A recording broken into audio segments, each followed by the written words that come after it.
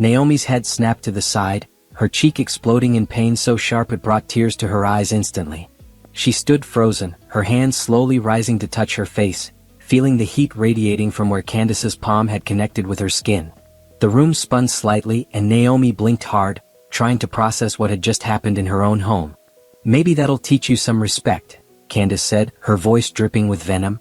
She stood there, hands still raised slightly, chest heaving with anger. Her eyes were wild, filled with the hatred that Naomi had seen growing over the past few months but had tried to ignore. Naomi's eyes moved from Candace to Trevor, her husband of 6 years. He stood near the kitchen doorway, his arms crossed over his chest. She waited for him to say something, to defend her, to tell his sister that this was unacceptable. Surely he would tell Candace to leave, to apologize, to never come back until she learned to treat his wife with respect. But Trevor said nothing. He just stood there looking at the floor, his jaw tight. The silence stretched out, thick and suffocating. Naomi felt something crack inside her chest, something that had been holding on by a thread for longer than she wanted to admit. "Trevor?" Naomi's voice came out small, broken. She hated how weak she sounded, but the shock of the moment had stripped away her ability to be strong. He finally looked up at her, and what she saw in his eyes made her stomach drop. There was no anger on her behalf. No protective instinct. Instead, there was something cold, something distant. He looked at her like she was a stranger, like she was the problem. "You shouldn't have talked to my sister that way," he said quietly. Naomi's mouth fell open. She felt like she'd been slapped again, this time by his words. "I asked her to stop criticizing how I cook dinner," she said, her voice rising despite her best efforts to stay calm. "I asked her politely to respect that this is my house." "It's our house," Trevor corrected, emphasizing the word "our" in a way that felt like another blow. "And Candace is family. She's always going to be in my life, so you need to figure out how to get along with her." Candace smiled, a cruel twist of her lips that made Naomi's blood run cold. "Finally, someone who understands family loyalty," she said, moving to stand next to her brother. They stood together, a united front against her. Naomi looked at them both, really looked at them, and saw the truth she'd been avoiding for so long. This wasn't new. This dynamic had been building for years. Candace had always been rude, always criticized, always made little comments about Naomi's cooking, her clothes, her job, her everything. And Trevor had always made excuses for her. "She's just protective," he'd say. "She doesn't mean it that way. You're being too sensitive." But now, standing there with her face still burning, watching her husband side with the woman who had just assaulted her, Naomi understood that this wasn't about sensitivity. This was about respect, and she had none in this house. "Get out," Naomi said, her voice steadier now. Candace laughed. "Excuse me? I said get out of my house." Naomi looked directly at Candace, refusing to back down even though her knees felt weak. "Trevor, are you going to let her talk to me like this?" Candace turned to her brother, expecting him to jump to her defense again. Naomi held her breath, giving him one more chance. One more opportunity to be the man she thought she married, to be her partner, to choose her for once. Trevor sighed, running his hand through his hair in frustration. "Naomi, just apologize to Candace so we can all move on. You're making this bigger than it needs to be." And there it was. The final nail in the coffin of whatever respect she'd been clinging to in this marriage. "No," Naomi said simply. She turned and walked toward the bedroom, her legs somehow carrying her even though she felt like collapsing. "Where are you going?" Trevor called after her. "We're not done talking about this." Naomi stopped at the bedroom door and turned to face them both. "Yes, we are," she said. "Candace, get out of my house. Trevor, sleep on the couch. I can't even look at either of you right now." She went into the bedroom and locked the door, sliding down against it until she sat on the floor. Her whole body was shaking now, adrenaline and shock and heartbreak all mixing together until she couldn't tell which emotion was strongest. She could hear them talking in the living room, Candace's voice high and indignant, Trevor's low and frustrated. But Naomi didn't care what they were saying anymore. Something had shifted inside her, something fundamental and permanent. She pulled out her phone with trembling hands and opened the camera, taking a photo of her face. Her cheek was already starting to swell, a red handprint visible on her dark skin. She took several photos from different angles, making sure the mark was clear in each one. She didn't know exactly why she was documenting this, but some instinct told her she would need proof of this moment. Then she opened her messages and scrolled to her best friend Simone's contact. Her fingers hovered over the keyboard, trying to figure out what to say, how to explain what had just happened. Finally she typed, "Can I call you?" something happened. The response came immediately, calling you now. When the phone rang, Naomi answered but couldn't speak at first. The sound of Simone's concerned voice asking if she was okay finally broke through the shock, and Naomi started crying. She slapped me, Naomi whispered into the phone. Candace slapped me and Trevor just stood there. He took her side, Simone. He told me I should apologize to her. The rage in Simone's voice was instant. I'm coming over right now. No, Naomi said quickly. I just need to talk. I need to think. For the next hour, Naomi sat on the bedroom floor, talking to Simone in hushed tones, pouring out years of small moments that she'd dismissed, minimized, or made excuses for. As she spoke them out loud, she heard how bad it all sounded. How long she'd been accepting treatment that she would never tolerate for anyone else she loved. You know what you need to do, Simone said gently when Naomi finally went quiet. I know, Naomi whispered. I just never thought it would come to this. He showed you who he is tonight. Believe him.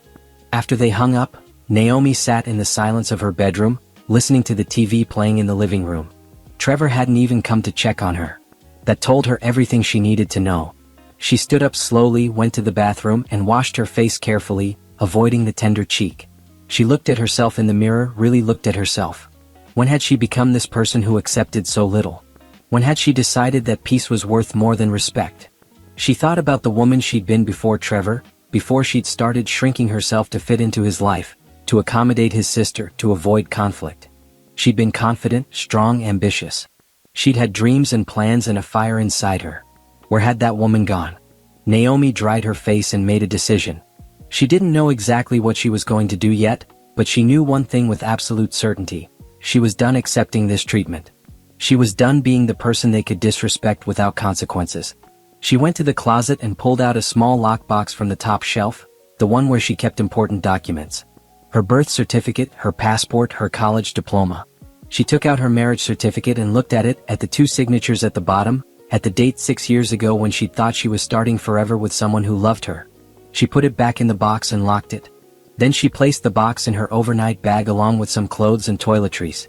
If things escalated, if she needed to leave quickly, she would be ready.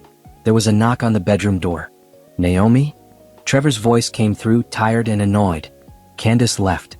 Can you come out now so we can talk like adults? Naomi almost laughed at the irony of him asking her to be an adult. But she stayed quiet, sitting on the edge of the bed, looking at her overnight bag. Fine, Trevor said when she didn't answer. Be childish. I'm going to bed.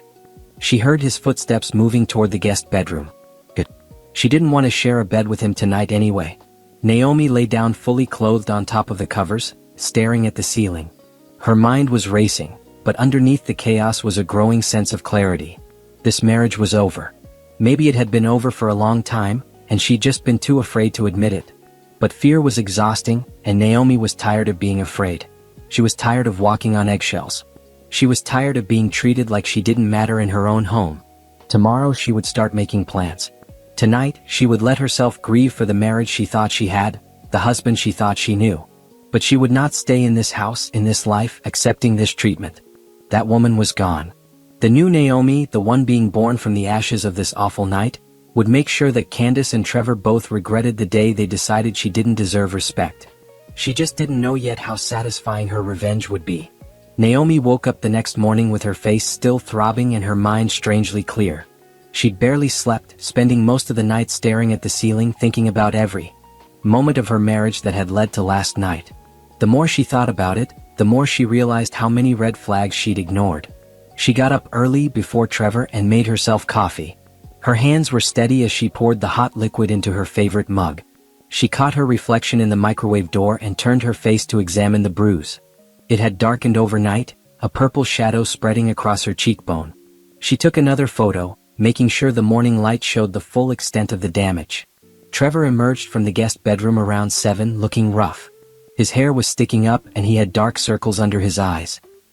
He stopped when he saw her, taking in the bruise on her face with what looked like genuine surprise. It looks worse than I thought, he said, moving toward the coffee maker. Naomi said nothing, just watched him over the rim of her mug. Look, Trevor said, not meeting her eyes as he poured his coffee. I know you're upset about yesterday, but you really did provoke Candace. You know how she gets when people challenge her. So I deserve to be hit? Naomi asked, her voice calm and quiet. That's not what I'm saying. Trevor finally looked at her, frustration clear on his face. I'm saying you both need to learn how to communicate better. Candace has apologized. No, she hasn't, Naomi interrupted. She hasn't said a word to me. Well, she told me she feels bad about how things went down. That's basically an apology. Naomi almost laughed. That's not even close to an apology, Trevor. He slammed his coffee mug down on the counter, making her jump. Why do you always have to make everything so difficult? Why can't you just be the bigger person here? I'm going to work, Naomi said, standing up and rinsing her mug in the sink. She didn't trust herself to say anything else without screaming. Don't forget we have dinner with my parents tonight, Trevor called as she walked toward the bedroom. Naomi stopped. She'd completely forgotten about the dinner. The thought of sitting across from Trevor's parents, pretending everything was fine while her face was bruised from their daughter's hand, made her feel sick. I'm not going, she said without turning around. What? Naomi, you can't just skip family dinner because you're in a mood. She turned to face him then, and whatever he saw in her expression made him take a step back. I'm not going to sit at a dinner table and smile while I have a bruise on my face from your sister. If you can't understand why that's a problem, then we have bigger issues than I thought. She didn't wait for his response. She went into the bedroom, got dressed for work, and left the house without another word. The day at work was long. Naomi worked as an accountant for a mid-sized firm, and normally she enjoyed the quiet focus of numbers and spreadsheets. But today she couldn't concentrate. Her coworkers kept asking about her face, and she gave vague answers about walking into a cabinet door. Their concerned looks told her they didn't believe her, but they didn't push. During her lunch break, she sat in her car and called her bank.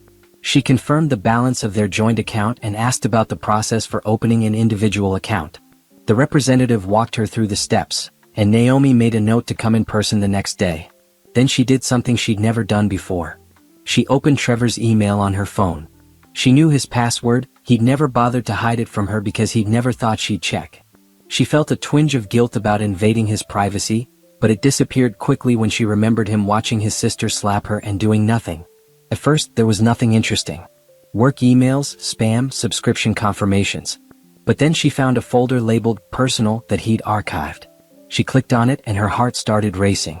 There were emails from someone named Bethany, dozens of them going back months. She clicked on the most recent one, dated just 3 days ago. I miss you, it read. When are you going to tell her? I'm tired of hiding. Naomi felt like she'd been punched in the stomach. She scrolled down to Trevor's response. Soon. I promise. Things are complicated right now, but I'm working on it.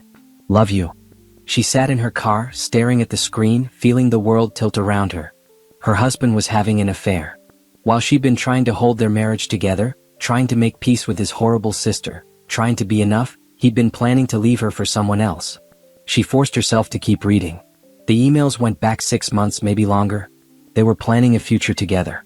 Trevor had told this Bethany woman that he was just waiting for the right time to end things with Naomi. He told her that Naomi was difficult, demanding, that she didn't understand him. In one email, Candace was mentioned. My sister is on board, Trevor had written. She never liked Naomi anyway. She's helping me figure out the best way to handle the divorce so I don't lose everything. Naomi read that line 3 times, letting it sink in. Candace knew about the affair. Candace was helping Trevor plan to divorce her.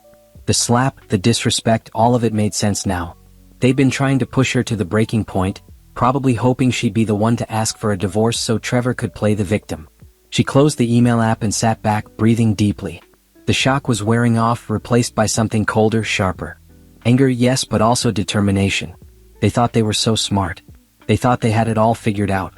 But they'd made one critical mistake. They'd underestimated her. Naomi opened her notes app and started typing. She made a list of everything she needed to do. First, she would screenshot every single one of these emails. Then she would check their joint accounts, credit cards, and any other financial records. She needed to know exactly what they had and where it was. She spent the rest of her lunch break methodically going through Trevor's email, taking screenshots of everything relevant. The emails with Bethany. The ones with Candace where they discussed the plan. There were even emails to a lawyer, asking about divorce procedures and asset division. They'd been planning this for months, and Naomi had been completely in the dark. When she finally put her phone down, she felt oddly calm. The initial shock had passed, and in its place was a cold, clear focus. She understood now that the marriage she thought she'd been fighting for didn't actually exist. It was already over. Trevor had ended it months ago, he just hadn't told her yet. That meant she had no reason to fight for it anymore. She could focus all her energy on protecting herself and making sure she came out of this divorce in the best position possible. She went back into the office and requested a meeting with her boss. When she sat down in his office, she was direct. "I need to ask you about something," she said. "I'm going through some personal issues and I might need to relocate. Is there any possibility of transferring to one of our other offices, or working remotely?" Her boss, a kind man in his 50s named Robert, looked concerned. "Is everything okay, Naomi?" "It will be," she said firmly. "But I need options." They talked for 30 minutes. Robert told her that their Atlanta office was actually looking for someone with her experience. It would be a promotion with better pay. They could fast-track her application if she was seriously interested. "I'm very interested," Naomi said. "How soon could this happen?" "I can make some calls this afternoon. If you're willing to go down for an interview next week, we could potentially have you transferred within a month." Naomi felt something in her chest loosen. That would be perfect. She left his office feeling lighter than she had in months. She had a plan now. She had direction. While Trevor and Candace were busy plotting against her, she would be 3 steps ahead. That evening, she went home to find Trevor pacing in the living room. He looked angry. "Where were you? You didn't answer any of my calls." "My phone was on silent," Naomi said, which was true. "I was busy at work. My parents are upset that you skipped dinner. My mother called me 3 times asking if you were okay." "I'll call her tomorrow and apologize," Naomi said, heading toward the bedroom. "That's it? That's all you have to say?" She turned to look at him, really look at him. This man who had promised to love her, honor her, protect her. This man who had been lying to her for months, planning to leave her, coordinating with his sister to make her life miserable. She felt nothing for him except a distant sort of pity. "What do you want me to say, Trevor?" "I want you to start acting like my wife. I want you to make an effort with my family. I want you to stop being so selfish." The hypocrisy was almost funny. Here he was, having an affair, planning a divorce behind her back, and he was calling her selfish. "Okay," Naomi said calmly. "I'll try harder." The agreement seemed to throw him off. He'd clearly been expecting a fight. Oh, good. "I'm tired. I'm going to bed early," she said, and closed the bedroom door before he could respond. She spent the evening on her laptop, forwarding all the screenshots to her personal email account. Then she looked up divorce lawyers in the area, reading reviews and making notes. She researched asset division laws, specifically looking at cases where one partner had committed adultery. Around 10, her phone buzzed. It was Simone. "How are you doing?" the text read. "Better than yesterday," Naomi replied. "Can we meet this weekend? I need advice." "Saturday lunch. I'll pick the place." "And Naomi?" "Whatever you're planning, I'm here for it." Naomi smiled at her phone. At least she had one person in her life who truly had her back. She went to sleep that night with her mind already working through the next steps. She would meet with a lawyer next week, right after her interview in Atlanta. She would open her own bank account and start moving money slowly, carefully, so Trevor wouldn't notice until it was too late. She would gather every piece of evidence she could find. And when she was ready, when everything was in place, she would file for divorce and make sure Trevor and Candace both faced consequences for their actions. They wanted her gone? Fine. She'd leave. But not the way they planned. Not broken and beaten down, walking away with nothing. She'd leave strong, prepared, and victorious. And they would never see it coming. Saturday morning came with clear blue skies and a determination in Naomi's heart that felt unshakable. She woke up early before Trevor and went for a run. She needed to clear her head and plan her next moves carefully. As her feet hit the pavement in a steady rhythm, she thought about everything she'd discovered. The affair. The conspiracy with Candace. The plans to divorce her while keeping as many assets as possible. Each discovery had hurt, but they'd also freed her from any guilt about what she was about to do. When she got back home, Trevor was already up, sitting at the kitchen table with his laptop. "Going somewhere?" he asked, barely looking up from his screen. "Meeting Simone for lunch," Naomi said, pouring herself water. "Again? You just saw her last week." "She's my best friend, Trevor. I'm allowed to have lunch with her." He muttered something under his breath that Naomi didn't catch. She didn't ask him to repeat it. Instead, she showered, dressed, and left the house, feeling his eyes on her back as she walked out the door. Simone had chosen a small cafe on the other side of town, far from anywhere they might run into people they knew. When Naomi arrived, Simone was already there, and she gasped when she saw Naomi's face up close. "Oh my God," Simone said, standing up to hug her. "That bruise looks even worse in person." "It's fading," Naomi said, though it still hurt when she smiled. They ordered food, and Naomi waited until it arrived before telling Simone everything. The emails. The affair with Bethany. Candace's involvement in planning the divorce. The fact that they'd been trying to manipulate her into being the one to leave. Simone listened, her expression going from shock to furious. "I'm going to fight her," she said when Naomi finished. "I'm going to go to her house and—" "No," Naomi interrupted gently. "That's exactly what they'd want. They want me to look crazy to be the bad guy. I'm not giving them that. So what are you going to do?" Naomi leaned forward. "I'm going to divorce him. But on my terms. I've been looking at our finances and Trevor's been hiding money. I found evidence of a separate account he never told me about. I'm documenting everything, the affair, the financial hiding, all of it. Do you have a lawyer?" "I have consultations scheduled with 3 different ones this week. And Simone, there's more." She told her about the job opportunity in Atlanta. "I'm interviewing on Tuesday. If I get it, I'll be gone within a month." Simone's eyes filled with tears. "I'll miss you like crazy, but I'm so proud of you. You're handling this like a boss." "I'm tired of being the person things happen to," Naomi said. "It's time to be the person who makes things happen." They spent the rest of lunch planning. Simone helped Naomi create a timeline for everything she needed to accomplish. Document the evidence. Meet with lawyers. Interview for the job. Secure her own finances. File for divorce. Each step felt like taking back a piece of herself. When Naomi got home that afternoon, Trevor was gone. There was a note on the counter, "Out with friends. Don't wait up." Perfect. Naomi had work to do. She started in Trevor's office, the one room in the house he'd always claimed was off limits. She'd respected that boundary during their marriage, but she wasn't respecting anything anymore. She went through his desk drawers, his filing cabinet, every folder and paper she could find. She discovered more than she expected. Bank statements for the account she'd found evidence of in his emails. It had over $50,000 in it, money that should have been in their joint account. There were credit card bills for a card she didn't know existed, with charges for restaurants she'd never been to, hotels and cities he'd supposedly gone to alone for business trips. She photographed everything, her phone camera clicking steadily as she documented each piece of evidence. She found emails printed out and filed away, including some from Candace that were even worse than the ones she'd already seen. In one particularly cruel message, Candace had written, "Mom and Dad are on your side. When you finally dump her, we'll all support you. She was never good enough for our family anyway. Bethany sounds much better." Naomi sat back on her heels, reading that message 3 times.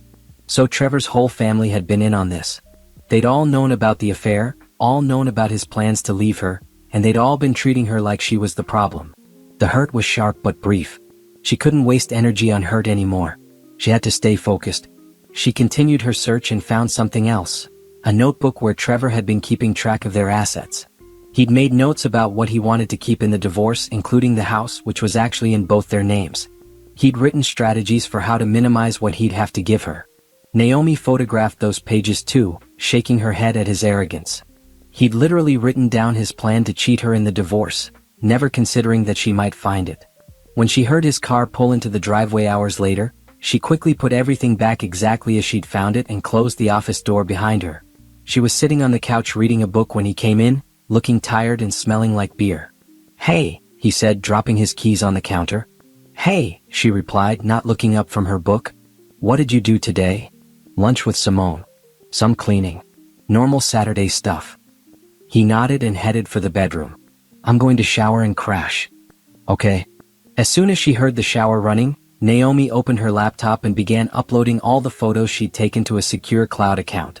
She organized them into folders: financial documents, emails about affair, plans for divorce, evidence of deception.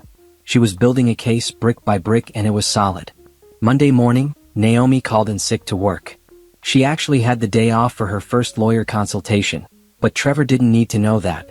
After he left for work, she got dressed in her best suit and drove across town to the office of Patricia Henderson, a divorce attorney with excellent reviews. Patricia was a woman in her 60s with sharp eyes and a no-nonsense demeanor. She listened to Naomi's story without interrupting, taking notes occasionally. When Naomi finished, she pulled out her phone and showed Patricia some of the evidence she'd gathered. Patricia leaned forward, examining the photos of emails and financial documents. She was quiet for a long moment, then looked up at Naomi with something like respect in her eyes. "You've done good work here," she said. "Really good work. Most people come to me emotional and unprepared. You've documented everything perfectly. I want to make sure I'm protected," Naomi said. "And I want him to face consequences for what he's done. With evidence like this, especially proof of the affair and financial infidelity, you're in a strong position. The hidden assets alone are a serious problem for him. The fact that he was planning to hide marital property in a divorce shows intent to defraud, which judges don't look kindly on." They spent an hour going over Naomi's options. Patricia explained how the divorce process would work, what Naomi could reasonably expect to receive, and how to protect herself in the meantime. "I strongly recommend you open your own bank account immediately if you haven't already," Patricia said. "Start moving money into it, nothing dramatic, just normal amounts so he doesn't notice. You're entitled to half of everything, and you need to make sure you have access to funds in case he tries to lock you out." "What about the assault?" Naomi asked, touching her cheek where the bruise had finally started to fade to yellow. "You have photos and documentation. You could file a police report if you want to. It would strengthen your case and give you the option of pursuing a restraining order if needed. At minimum, it creates an official record of domestic violence in the marriage." Naomi nodded, making mental notes of everything. "One more thing," Patricia said as they wrapped up. "Don't tell him you're planning to divorce him until you're absolutely ready. Don't hint at it. Don't threaten it in an argument. The element of surprise is one of your biggest advantages right now. Let him think everything is fine while you prepare." Naomi met with 2 more lawyers that week, just to compare options, but she knew Patricia was the right choice. By Friday, she'd officially hired her and signed a retainer agreement. Tuesday's interview in Atlanta went better than she could have hoped. The team loved her, her experience was exactly what they needed, and they made her an offer on the spot. It was a 20% salary increase and came with relocation assistance. She would start in 3 weeks. Naomi accepted the job and walked out of the building feeling like she was floating. Everything was falling into place. That evening, she went to the police station and filed a report about the assault. The officer who took her statement was kind and professional. He looked at the photos she'd taken and listened to her describe what had happened. "Do you want to press charges?" he asked. Naomi thought about it. Part of her wanted to see Candace face legal consequences. But another part of her knew that pressing charges would alert Trevor and Candace to what she was doing. It would tip her hand too early. "I just want it documented for now," she said. "I'm going through a divorce and I want an official record that this happened." The officer nodded. "Smart. You'll get a copy of the report in the mail within a few weeks. Keep all your photos and documentation. If you change your mind about pressing charges later, you can." Over the next 2 weeks, Naomi moved through her life like an actress playing a part. She went to work. She came home. She made dinner. She smiled at Trevor when necessary. She even went to dinner at his parents' house and endured Candace's presence without reacting. The whole time she was systematically preparing for her exit. She moved money into her new account in small amounts. She packed her most precious belongings, family photos, important documents, jewelry, and moved them to a storage unit she'd rented across town. She made copies of every important document in the house. She went through their shared credit cards and made note of every charge. She printed out statements from their joint accounts going back years. She documented everything they owned: furniture, appliances, cars, investments. Trevor noticed nothing. He was too wrapped up in his affair, too confident in his own plans. He'd come home late, claiming overtime at work, and Naomi would just nod and say okay. Sometimes she'd smell perfume on his clothes and say nothing. Let him think he was getting away with it. Let him think he was fooling her. The truth would hurt so much more when it finally came out. Simone came over one afternoon when Trevor was at work, and Naomi showed her everything she'd gathered. Simone looked at the organized folders, the documented evidence, the careful planning, and shook her head in amazement. "He's going to lose his mind when you drop this on him," she said. "Good," Naomi replied. "He should have thought about that before he had an affair. Before he let his sister assault me. Before he tried to steal from me. When are you telling him?" Naomi looked at the calendar on her phone. "Next Friday. I'll be moved into my new apartment in Atlanta by then. Everything will be secure. Patricia will serve him the papers while I'm already gone. He's going to try to call you. I'm changing my number." Simone hugged her. "I'm so proud of you. And I'm going to visit you every month." On her last day at work, Naomi's co-workers threw her a surprise going-away party. They gave her gifts and wished her well in Atlanta. Robert pulled her aside and told her she was making a great choice. "Whatever you're leaving behind," he said quietly, "it's not worth staying for." Naomi blinked back tears. "Thank you for the opportunity. You earned it." That night, Trevor came home with takeout, which was unusual. He seemed to be in a good mood. "Guess what?" he said, grinning. "I got a promotion. Starting next month, I'll be making 30% more." Naomi felt cold anger wash over her. 30% more. Money he'd been planning to keep from her. Money that would have been marital income if they'd stayed married. "That's great," she said, forcing a smile. "Congratulations." "We should celebrate," he said. "Let's go out tomorrow night, nice dinner, just the two of us." "Sure," Naomi agreed, knowing she wouldn't be there tomorrow night. As they ate, Trevor talked about his promotion, his plans, his future. He didn't ask about her day, her week, her anything. It was like she wasn't even there, and Naomi realized that to him, she really wasn't. She was just an obstacle to the life he wanted, the life he'd been planning with Bethany. But tomorrow, everything would change. Tomorrow, Naomi would be gone, and Trevor's carefully constructed plans would crumble around him. She went to bed that night for the last time in this house, in this bed, in this life. And she slept better than she had in months. Friday morning started like any other, which was exactly what Naomi wanted.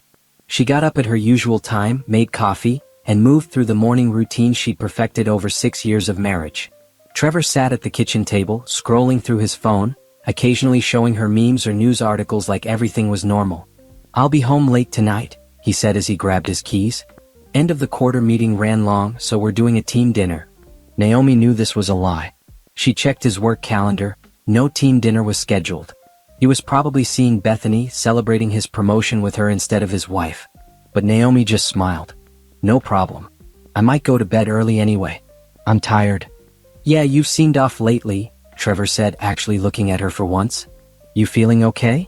"Just stressed with work stuff," Naomi lied smoothly. "Nothing serious." He kissed her forehead absently and left. Naomi watched through the window as his car pulled out of the driveway, and the moment he turned the corner, she sprang into action. She'd already called in sick to work for the day. This was it, her escape day. Everything had been planned down to the minute. First, she went to the bedroom and pulled out the suitcases she'd hidden in the back of the closet. She'd already packed most of her clothes secretly, keeping only a few items visible so Trevor wouldn't notice anything missing. Now she threw in the last of her things, toiletries, shoes, the few items of clothing still hanging in the closet. She moved through the house systematically.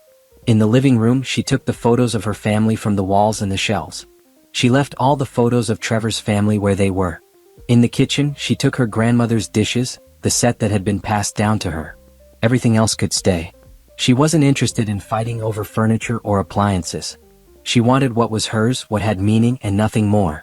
The moving truck she'd hired arrived at 9 o'clock sharp.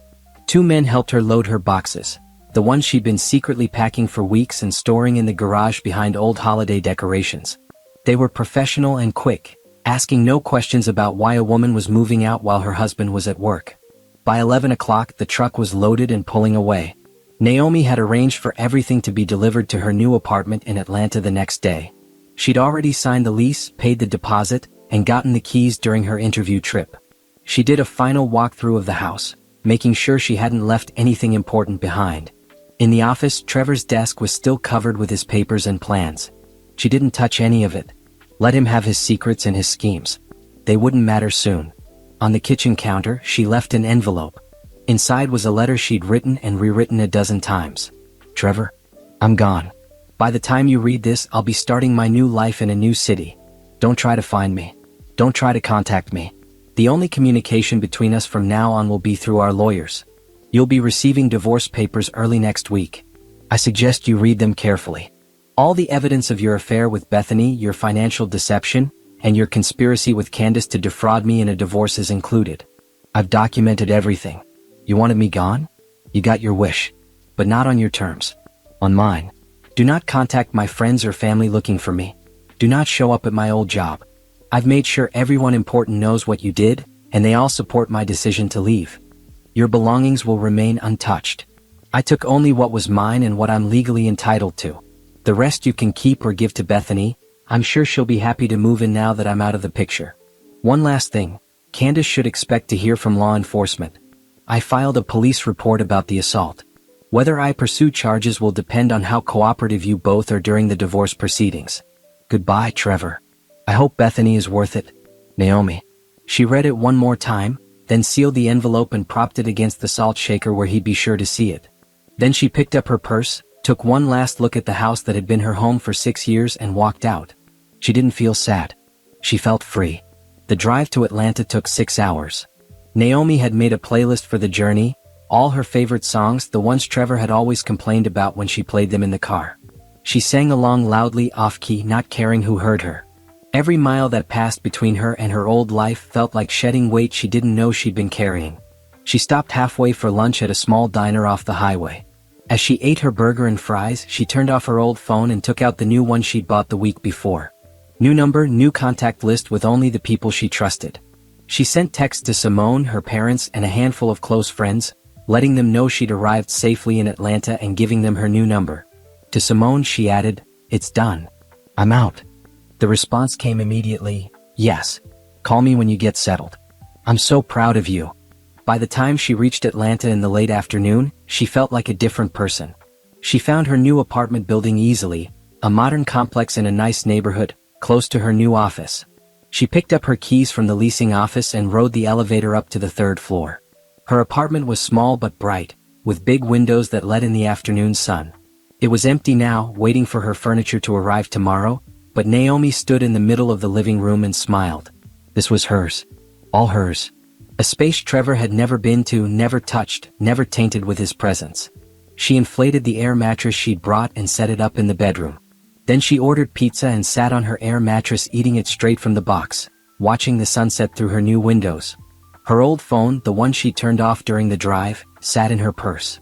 She thought about turning it on just to see if Trevor had tried to call yet, but she decided against it. Patricia had been clear. No contact. Let him go through the lawyers. Anything he said to her directly could complicate things. Instead, she opened her laptop and started setting up her new life digitally.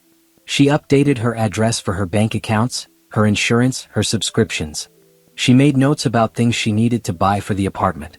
She looked up grocery stores and restaurants nearby. Around 9 o'clock, she checked her email and found a message from Patricia. "Naomi. As requested, my associate served Trevor with the divorce papers at 6:15 p.m. today at your former residence. According to our server, he was extremely shocked and angry. He initially refused to accept the papers, but we completed the service legally. He immediately called my office, but we did not answer, as arranged. He's left several voicemail messages that I'll be documenting. He's demanding to know where you are and how to contact you.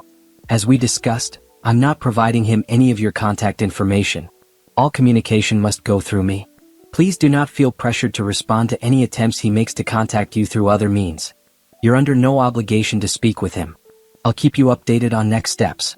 For now, try to relax and settle into your new place. You've done everything right. Best, Patricia." Naomi read the email twice, imagining Trevor's face when someone handed him those papers. She timed it perfectly. He'd arrive home expecting a quiet evening, maybe planning to tell her some lie about where he'd been. Instead, he'd find her gone and a process server waiting with divorce papers listing all his secrets. She felt a flutter of anxiety in her stomach. This was real now. There was no taking it back, no changing her mind. Her marriage was over and she'd been the one to end it. But underneath the anxiety was something stronger: pride. She'd done this. She'd taken control of her life. She'd refused to be the victim they tried to make her. Her new phone buzzed. It was a text from an unknown number. Her heart jumped. Had Trevor somehow gotten her new number already? But the message read, "Is this Naomi? This is Robert from work. Trevor just called me asking if I knew where you were. I told him I had no idea, which is true. I don't know your exact address. But I wanted you to know he's looking for you." He sounded really upset. Naomi texted back, "Thanks for letting me know. I'm safe. Please don't give him any information about where I might be." "Of course not. Good luck with everything. You're doing the right thing." Over the next hour, she got similar texts from 3 other co-workers. Trevor was calling everyone they knew trying to find her. She sent the same response to each. She was safe. Please don't give him any information. Then she got a text from Simone. "Trevor called me screaming. Actually screaming. Asking where you are. I told him I hope you're somewhere far away from him and hung up. He called back 4 times. I blocked his number. Naomi couldn't help but smile. She could picture it so clearly, Trevor frantically calling everyone, realizing that she'd actually left, that she'd outsmarted him completely. Another text from Simone, also he called your mom. She told him that after what he put you through, he should be grateful you only divorced him and didn't burn the house down with him in it. Your mom is my hero. Naomi laughed out loud at that. Her mother had never liked Trevor, had never thought he was good enough for her daughter. She'd probably been waiting 6 years for permission to tell him exactly what she thought. As she was reading Simone's text, her old phone, still off in her purse, started to ring. She could hear it muffled by the bag. Then it would stop and start again. Stop and start. He was calling over and over. Naomi pulled out the phone and turned it on just to see. 43 missed calls. From Trevor, from Candace, from Trevor's parents. Dozens of text messages. She didn't read them. Instead, she took screenshots of the call log and the message notifications. More evidence of harassment if she needed it, then turned the phone off again. She'd promised Patricia she wouldn't respond and she wouldn't break that promise. This was too important. That night, lying on her air mattress in her empty apartment, Naomi should have felt lonely. Should have felt scared or uncertain about the future. But instead she felt peaceful. The silence of the apartment wasn't empty, it was clean, fresh, full of possibility. She thought about Trevor, probably pacing their old house, reading her letter over and over, looking at the divorce papers with all their documented evidence. She thought about Candace getting a call from her brother, learning that their plan had fallen apart. She thought about Bethany, the other woman, realizing that she was about to be named in a divorce filing and that Trevor wasn't the put-together man he'd pretended to be. They were all probably in chaos right now, scrambling to figure out what to do, how to respond, how to minimize the damage. Meanwhile, Naomi was lying in peace in her new apartment, in her new city, starting her new life. She'd done it. She'd actually done it. And the best part? This was just the beginning. She still had her new job starting Monday. She still had her whole life ahead of her, free from people who'd made her feel small. Trevor had wanted her gone so he could be with Bethany. Well, now she was gone. But he wouldn't get the happy ending he'd planned. The hidden money she'd documented meant he'd have to pay her what she was owed. The evidence of his affair meant he'd look bad in court. And the assault report against Candace meant his whole family would be dealing with consequences. They tried to push her out quietly, tried to make her the bad guy, tried to take everything from her while making her think it was her fault. Instead, she'd left on her own terms, taking what was hers, leaving them to face the mess they'd created. Naomi fell asleep that night with a smile on her face, excited for the first time in years about what tomorrow might bring. Naomi woke up Saturday morning to sunlight streaming through her new bedroom window and the sound of city traffic below. For a moment, she forgot where she was, then remembered, Atlanta. Her new apartment. Her new life. She smiled and stretched, feeling more rested than she had in months. No Trevor. No tension. No walking on eggshells. Just peace. Her furniture arrived at 9, and she spent the morning directing the movers where to put everything. It was amazing how much her belongings filled the space. Things she'd brought from her childhood home, furniture she'd bought before the marriage, items she'd kept in storage because Trevor said they didn't match his style. Now everything was here, making this apartment truly hers. By afternoon, she was unpacking boxes and arranging her new space. She hung pictures on the walls, photos of her family, her friends, places she'd traveled before Trevor. She'd kept none of the wedding photos, none of the couple shots. This was about moving forward, not looking back. Her phone rang around 3. It was Patricia. "How are you settling in?" her lawyer asked. "Good. Really good. The furniture just arrived." "I'm glad to hear it. I wanted to update you on the situation. Trevor has been calling my office constantly. He left 23 voicemails yesterday alone. He wants to talk to you." "Absolutely not," Naomi said firmly. "That's what I told him. I've made it clear all communication goes through me. He's retained a lawyer now, someone named Gerald Pierce. We have a meeting scheduled for Wednesday to discuss the divorce terms." "What's Trevor saying?" "According to his lawyer, he's denying the affair. Claims Bethany is just a work friend. He's also claiming you stole marital assets when you left." Naomi laughed. "I took my clothes and my family heirlooms. Everything else is still there." "I know. I have your documentation. His claims won't hold up. The evidence of the affair is solid, and the financial records show he was hiding money. He's going to have a hard time explaining that away." "How was your first day?" Naomi looked around her apartment, at the fresh start she'd built for herself. "Perfect. Absolutely perfect. Monday morning, Naomi walked into her new office building wearing her best suit and carrying a new leather briefcase. She'd bought it to celebrate the new job, a symbol of this fresh chapter. The Atlanta office was bigger than the one she'd left, with floor-to-ceiling windows and modern furniture. Her new supervisor, Amanda, met her in the lobby with a warm smile. "Welcome to the team. We're so excited to have you here." Amanda gave her a tour of the office, introducing her to colleagues. Everyone was friendly and professional. No one knew anything about her past, about Trevor, about the divorce. She was just Naomi, the new senior accountant with great credentials.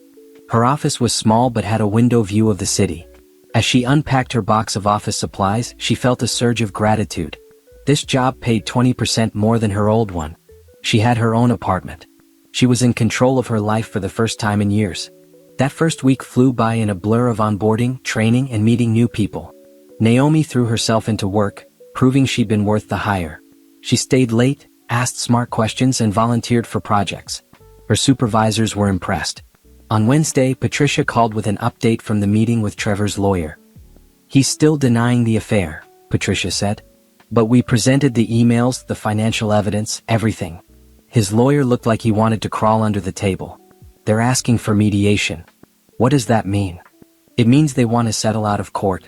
Probably because they know the evidence would make Trevor look terrible to a judge." "I think we can get you a very favorable settlement, Naomi." "What about the hidden money?" "That's the best part. Because he hid marital assets, the judge will likely award you more than half of everything.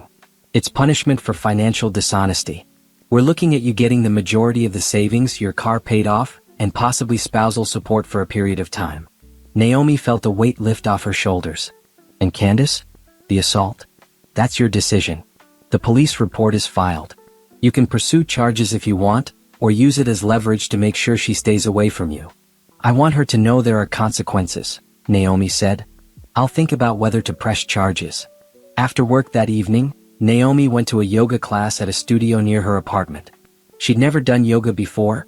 Trevor had always said it was stupid, but she'd decided to try new things. The class was challenging but relaxing, and afterward she felt calm and centered. As she was rolling up her mat, another woman from the class approached her. "You're new, right? I haven't seen you before." "Yeah, just moved to Atlanta," Naomi said. "Welcome. I'm Rachel. A few of us usually grab smoothies after class. Want to join?" Naomi hesitated for only a second before smiling. "I'd love to." She ended up at a juice bar with Rachel and 3 other women from the class. They talked about everything: jobs, the city, favorite restaurants, TV shows. It was easy, light conversation with no history or baggage. No one asked about her personal life beyond the basics, and Naomi didn't volunteer information about the divorce. For the first time in years, she felt like herself. Not someone's wife. Not someone's punching bag. Just Naomi. "We should exchange numbers," Rachel said as they were leaving. "There's a great farmer's market on Saturday mornings. A bunch of us go. You should come." Naomi saved Rachel's number in her phone, feeling grateful. She was building a new life, piece by piece. New job, new apartment, new friends. Everything was coming together. That weekend, she went to the farmer's market with Rachel and her friends. They walked through the stalls, sampling fresh bread and local honey, buying flowers and vegetables. It was simple and perfect. "So are you seeing anyone?" one of Rachel's friends asked casually as they stopped at a coffee stand. "No," Naomi said. "Just got out of a relationship. Not ready for that yet." "Good for you for taking time for yourself," Rachel said. "Too many people jump right into something new before they're ready." Naomi appreciated that Rachel didn't push for details. She got the sense that these women understood boundaries, respected privacy. It made her want to get to know them better. As the weeks passed, Naomi fell into a rhythm. Work during the week, yoga or walks in the evening, social activities on weekends. She was making friends, exploring the city, discovering who she was without Trevor's influence. Patricia called regularly with updates. Trevor was being difficult about the settlement, trying to claim he deserved more than the evidence supported. But his lawyer seemed to be explaining reality to him because slowly, grudgingly, he was accepting the terms. "We should have everything finalized within 2 months, Patricia told her. "He's finally accepting that the hidden money and the affair put him in a bad position." "What about Candace?" "She's been quiet. The police report scared her. Her lawyer advised her not to contact you at all." "Good." One evening in late October, Naomi was at a community art gallery opening that Rachel had invited her to. She was standing in front of a colorful painting, a glass of wine in hand, when someone spoke beside her. "Beautiful, isn't it?" She turned to see a man about her age, tall with kind eyes and an easy smile. He wore a simple button-down shirt and jeans and held a glass of wine like hers. "It is," Naomi agreed. "The colors are amazing." "I'm Dominic," he said, extending his hand. "Naomi." They shook hands and she felt something. Not overwhelming, not dramatic. Just a pleasant warmth, a sense of ease. "Are you an artist?" he asked. "No, just an admirer. My friend dragged me here." "You?" "I'm an architect, but I appreciate all kinds of art. I come to these openings to get inspired." They talked for the next hour, easy conversation about art, architecture, the city. Dominic was funny and attentive, actually listening when she spoke instead of waiting for his turn to talk. When Rachel came to find her, saying she needed to head out, Dominic looked disappointed. "Could I get your number?" he asked.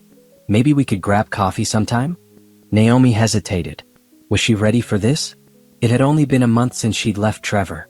But looking at Dominic, at his genuine smile and kind eyes, she realized she didn't have to have it all figured out. She could just see where things went. "Sure," she said and gave him her number. He texted her the next day and they made plans for coffee that weekend. Naomi found herself looking forward to it, which felt strange and wonderful at the same time. "So there's a guy?" Simone said when Naomi called to tell her. Simone had already booked a ticket to visit in 2 weeks. "Maybe. I don't know. We're just getting coffee." "Good for you. You deserve someone who treats you well." "It's probably too soon," Naomi said. "Or maybe it's exactly the right time. You've done the work. You've healed. You built a new life. Why shouldn't you be happy?" That Saturday, Naomi met Dominic at a coffee shop near her apartment. They sat outside in the autumn sunshine talking about everything and nothing. He told her about his architecture firm, about the projects he was working on. She told him about her new job, about moving to Atlanta. She didn't mention Trevor or the divorce. That was her past, and it didn't need to be part of this conversation.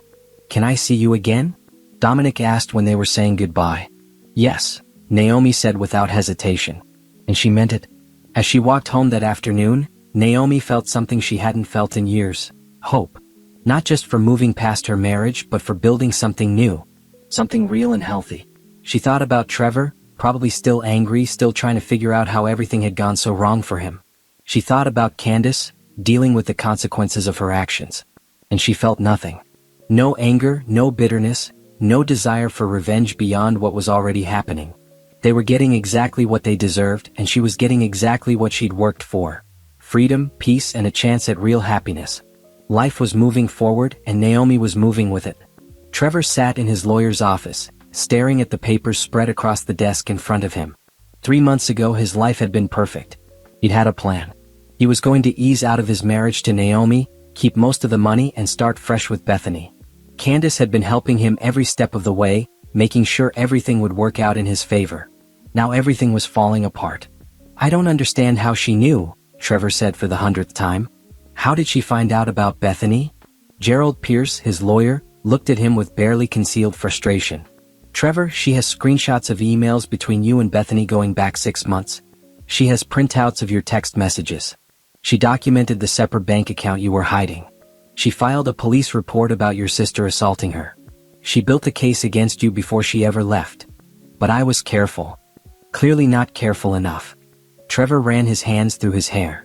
Nothing was going how he'd planned. Naomi was supposed to be the one left scrambling, not him. She was supposed to be devastated, not thriving in some new city with a better job. "What about the hidden account?" Trevor asked. "Can't I just say I forgot about it?"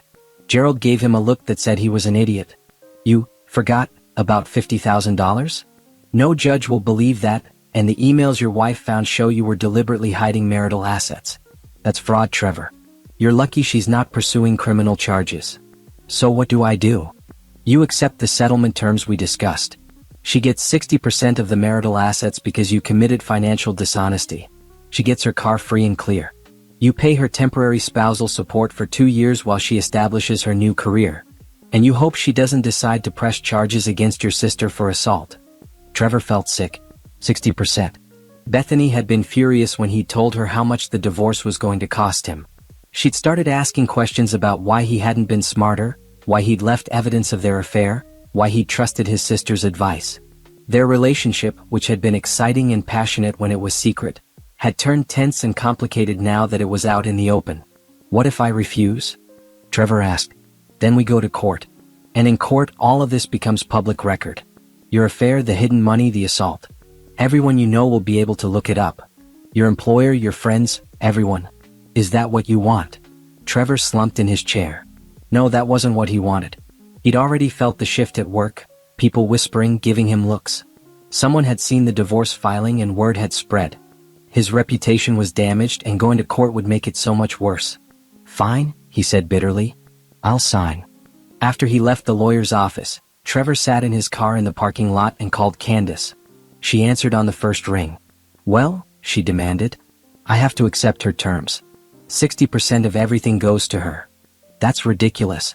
She doesn't deserve. Candace, stop. Trevor cut her off. This is your fault as much as mine. You were the one who said we could push her into leaving first. You were the one who said we'd hide the money and she'd never find out. You were the one who hit her and gave her evidence of assault. There was silence on the other end of the line. The police report is real, Trevor continued. Her lawyer says they'll pursue charges if we don't cooperate. You could end up with a criminal record. She wouldn't actually do that, Candace said, but her voice was uncertain. She left me. She moved to another state.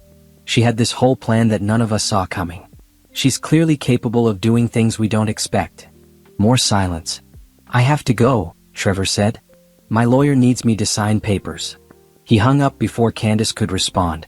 He was tired of her voice, tired of her advice, tired of pretending they'd been on the same team. The truth was, Candace had been protecting herself and her family's assets. She'd never actually cared about what was best for Trevor. That evening, Trevor went home to the house that felt empty without Naomi's things. He'd thought he'd be relieved when she was gone, thought he'd feel free. Instead, everything reminded him of her. The empty spaces on the walls where her family photos had hung. The kitchen missing her grandmother's dishes. The closet with gaps where her clothes used to be.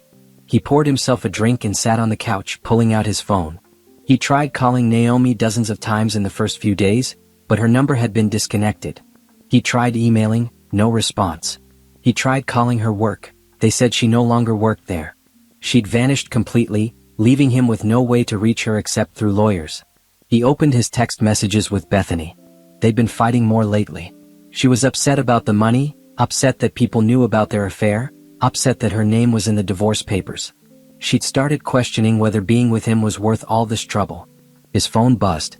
Speak of the devil, it was Bethany. We need to talk. Trevor felt his stomach drop. He knew what those words meant. He called her immediately. Hey, what's going on? Trevor, I've been thinking. Bethany's voice was careful, measured. This is all more complicated than I expected. The divorce, the money you have to pay her, everyone knowing about us. I know it's hard right now, but once the divorce is final... That's the thing, Bethany interrupted. I don't think I can wait that long. This is affecting my life too. People at work are treating me differently. My friends are asking questions. I didn't sign up for all this drama. So what are you saying? I think we should take a break. Just while you sort everything out with your divorce. Trevor felt panic rising in his chest. A break?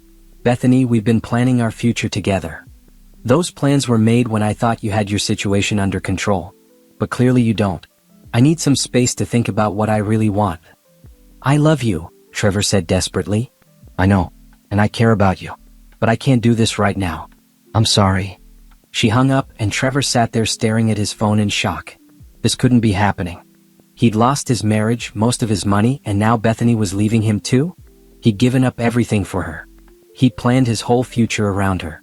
And now she was walking away because things got complicated. Trevor threw his phone across the room. It hit the wall and clattered to the floor, the screen cracking. He didn't care. Nothing mattered anymore. Meanwhile, across town at Candace's house, things weren't much better.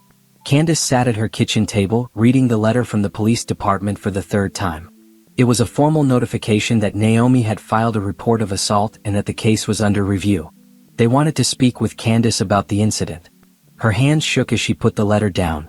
This was real. This could actually affect her life. She could end up with a criminal record. She could lose her job, she worked in finance, and any criminal conviction would be a problem. Her husband, James, walked into the kitchen and saw the letter. Is that about the thing with your brother's wife? She's not his wife anymore, Candace snapped. And yes, it's about that. You really shouldn't have hit her, Candace. Don't start with me right now. I'm just saying you let your temper get the best of you and now look what's happened.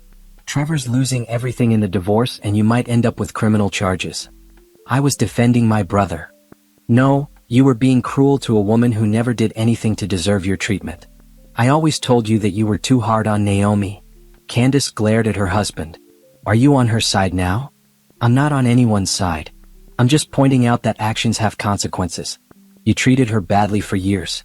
You helped Trevor hide money and plan a divorce that would leave her with nothing. You hit her in her own home. Why are you surprised that she's fighting back? Candace didn't have an answer for that. Her phone rang. It was her mother. Candace, what is this I'm hearing about assault charges? Her mother demanded as soon as she answered. It's not that serious, Mom. Not that serious? Your brother just told me you might have a criminal record. How could you let this happen? I was trying to help Trevor. By hitting his wife? What were you thinking? She was disrespectful. So you hit her? Candace, I raised you better than that. I don't care how disrespectful she was, you're an adult. You don't put your hands on people. Candace felt tears prick her eyes. Her own mother was taking Naomi's side. Your father and I are very disappointed in you, her mother continued. And honestly, we're disappointed in Trevor too. Having an affair, hiding money from his wife, treating that poor girl so badly. We didn't raise you two to act like this. So you're on her side? There are no sides, Candace. There's just right and wrong, and what you two did was wrong. Now Trevor's paying for it and you might too. You both should have thought about consequences before you acted. Her mother hung up, and Candace sat there feeling like her whole world was collapsing. Even her parents thought she was wrong. Over the next few weeks, the fallout continued. Trevor signed the divorce papers, agreeing to the settlement terms. He moved money into Naomi's account as required, watching his savings deplete. Bethany made their break permanent, telling him she'd met someone else. Someone less complicated. Trevor's friends started distancing themselves when they learned about the affair and the financial deception. The promotion he'd been so excited about came with new responsibilities and stress that he wasn't handling well. Candace met with a lawyer about the assault charge. The lawyer told her the best-case scenario was that Naomi would drop it if Candace stayed away and didn't contest the divorce terms. Worst case, Candace could face fines and community service. The fact that there are photos of the injury and multiple witness statements doesn't help you, the lawyer said bluntly. Candace left that meeting feeling defeated. This wasn't how things were supposed to go. Naomi was supposed to be the one suffering, not them. But Naomi wasn't suffering. According to the few mutual acquaintances still in contact with her, Naomi was doing great. New job, new city, new friends. She'd moved on completely while Trevor and Candace were still dealing with the consequences of their actions. Trevor tried to move forward. He went on a few dates, but they all ended badly. When women asked about his divorce, he tried to paint Naomi as the villain, but most saw through it. So you cheated on her, hid money, and let your sister hit her? One date said, standing up to leave before the appetizers arrived. Yeah, I think I'm done here. He went home alone, again to the house that felt like a museum of his failures. Candace's marriage grew strained. James was tired of dealing with the legal issues and the family drama. He started spending more time at work, less time at home. I married you thinking you were a certain kind of person, he said one night. Seeing how you treated Naomi, how you acted through all of this, I'm not sure I know who you really are. Meanwhile, neither Trevor nor Candace had any way to contact Naomi. She'd blocked them on everything, changed her number, moved away. They were left to deal with the wreckage while she lived her new life in peace. Trevor sometimes lay awake at night, wondering how it all went so wrong. He'd been so sure of himself, so confident in his plan. He'd never considered that quiet, passive Naomi could be so strategic, so thorough. She'd outsmarted him completely, and now he was paying the price. He'd wanted her gone, wanted to start fresh with Bethany. Well, Naomi was gone. But so was Bethany, his money, his reputation, and his peace of mind. Be careful what you wish for, he thought bitterly. You just might get it. 3 months into her new life in Atlanta, Naomi barely recognized herself, in the best way possible. She stood in front of her bathroom mirror getting ready for work, noticing the changes. She smiled more easily now. The tension she used to carry in her shoulders was gone. Her skin looked brighter, her eyes clearer. She was happy. Genuinely, deeply happy. At work, she'd become indispensable. Amanda, her supervisor, had praised her performance in a recent review and hinted at another promotion coming next quarter. Naomi's projects were successful, her insights valuable, and her colleagues respected her. "You've really made yourself an essential part of this team," Amanda told her over coffee one morning. "I can't believe we only hired you a few months ago." Naomi thanked her, feeling proud. This was what she'd been capable of all along. She'd just been too busy managing Trevor's feelings and his family's demands to shine. Her social life had bloomed too. Rachel and her friends had welcomed her into their group, and now Naomi's weekends were full of activities: yoga classes, farmers markets, art gallery openings, Sunday brunch. She joined a book club and a hiking group. She tried things Trevor would have mocked: pottery classes, salsa dancing, even a cooking workshop where she learned to make pasta from scratch. Each new experience felt like reclaiming a part of herself she'd lost. But the biggest change in her life was Dominic. After that first coffee date, they'd seen each other regularly. Slowly at first, another coffee, then dinner, then a weekend afternoon at the botanical gardens. Naomi had been cautious, protective of her newly healed heart. But Dominic was patient, never pushing, always respectful. He listened when she talked. He remembered small details she mentioned. He made her laugh with his terrible dad jokes and impressed her with his passion for architecture. He treated her like an equal, asked for her opinion, respected her boundaries. "I like you, Naomi," he told her after their fifth date, sitting on a bench watching the sunset. "I really like you. But I can tell you're still healing from something, and that's okay. We can take this as slow as you need." She'd almost cried at his kindness. "Thank you. That means a lot." "I'm not going anywhere," he'd said simply. And he hadn't. Through October, November, and into December they'd built something real. It wasn't dramatic or overwhelming. It was steady, genuine, comfortable. With Dominic, Naomi could just be herself. She didn't have to perform or hide or shrink. When she finally told him about her divorce, sitting in his apartment one evening, he'd listened without judgment. "My ex-husband had an affair," she said, keeping it simple. "His sister was cruel to me. When I found out about everything, I left and moved here." "That takes courage," Dominic said. "Starting over isn't easy. It's the best decision I ever made." "I'm glad you did," he said, taking her hand. "Otherwise I never would have met you." By December they were officially together. Dominic had met Rachel and her other friends who all approved. Naomi had met Dominic's co-workers and his brother, who lived in Atlanta too. "He's so different from..." Rachel trailed off one day over lunch, not wanting to mention Trevor. "I know," Naomi said, smiling. "That's exactly why I like him." Simone came to visit in mid-December, staying for a long weekend. She'd been dying to see Naomi's new life in person, and Naomi couldn't wait to show her. "This apartment is amazing," Simone said, spinning around in Naomi's living room. "It's so bright and happy." "I know. I love it here." That evening, Naomi introduced Simone to Dominic at dinner. She'd been nervous about it. Simone was protective with high standards, but she didn't need to worry. "He's perfect for you," Simone whispered when Dominic went to the restroom. "Like actually perfect. He looks at you like you're the best thing in the world." "Stop, you're going to make me cry," Naomi said, but she was smiling. Later, back at the apartment, Simone and Naomi stayed up late talking like they used to in college. "So Patricia sent me the final divorce papers last week," Naomi said. "It's officially done. How do you feel?" "Free. Relieved. Trevor signed everything, transferred the money. It's over." "Have you heard from him at all?" "Not directly. But Patricia said he tried to call her office a few times, asking if I'd reconsider the settlement terms. I said no." "Good. He deserves everything he got." "You know what's funny?" Naomi said. "I don't even think about him anymore. Some days I realize it's been a whole week and I haven't thought about him once. He's just not part of my life anymore." "That's how you know you've really moved on." "I guess I have. I'm happy, Simone. Like genuinely happy. I wake up every morning excited about my day. I love my job, I love my apartment, I love the friends I've made. And Dominic..." She smiled. "He's wonderful." "You deserve all of this," Simone said firmly. "You worked so hard to get here. You were so brave." "I was scared out of my mind," Naomi admitted. "But I did it anyway."